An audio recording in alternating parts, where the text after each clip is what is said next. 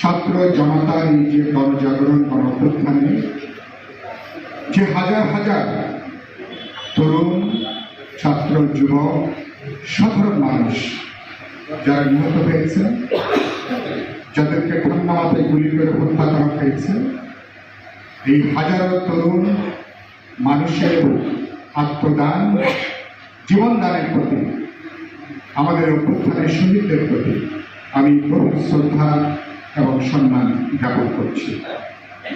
আমি গভীর সমবেদনা জানাই শহীদদের পরিবারের প্রতি।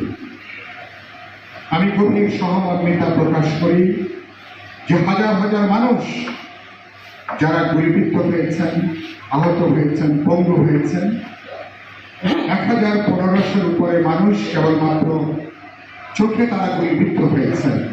অনেকে ইতিমধ্যে অন্ধ হয়ে গেছেন, অনেকে হয়তো দৃষ্টিশক্তি হারাবেন। এই